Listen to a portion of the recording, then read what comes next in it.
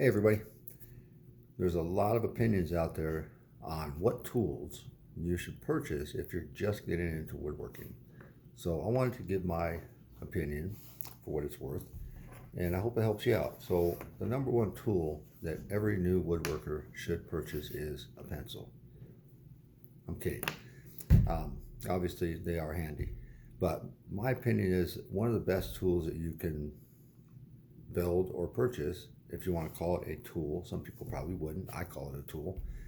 Is a good bench. A good workbench is going to make your woodworking so much more enjoyable. If you don't have space for a workbench, not a problem. You can get sawhorses and have a top that you can put on the sawhorses when you need it. When you don't need it, easily fold up the sawhorses, stack the top up against the wall or wherever it can fit. It's a great option if you don't have space for a bench. If you do have space, you don't have to spend a lot of money on a bench. There's some beautiful benches out there, but you can make an inexpensive bench. That's what I use. I'll show you what I have here, a couple of them. This is just a real down and dirty 4x4, 2x4 MDF top. It's really just more of an assembly table, but it works great. It's inexpensive. You can probably make this thing for, I don't know, maybe 75 bucks. And I have a little bit larger bench over here that is a little more sturdy. Same thing though. It's 4x4s, 2x4s. This is a repurposed commercial solid core door, which makes a great workbench top. I have made tops before with 2x4s where I just laminate them together and make a nice butcher block looking top, and that's an inexpensive way. It's a little bit of work because you do have to plane down the 2x4s and get a smooth surface, but look nice. It worked well. It's actually in my dad's shop. So but a good workbench, invaluable when you're doing woodworking, and it'll make it so much more enjoyable for you.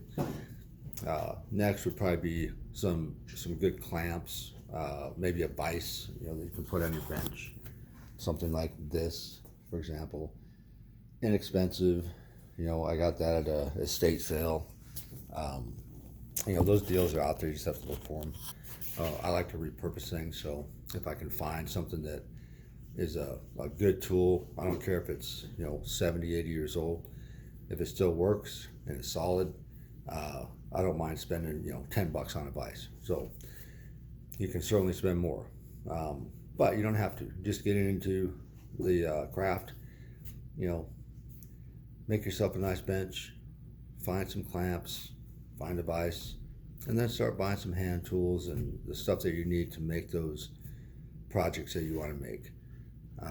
Focus on tools that you'll need for that particular project. Make sure that you're going to like doing woodwork. And like I said before, buy the best tool that you can afford, not the most expensive tool that's out there, the best one that you can afford. Do some reviews, check out YouTube, ask people. Instagram's great. You have a lot of people on Instagram that are more than happy to answer questions and give you their advice on a particular tool or brand or whatnot. That would be my suggestion, and it's a great hobby, so enjoy it and set yourself up for success. Please subscribe if you like these videos. I do little projects, some advice for new woodworkers. So if you like it, please subscribe. I greatly appreciate it. Thanks.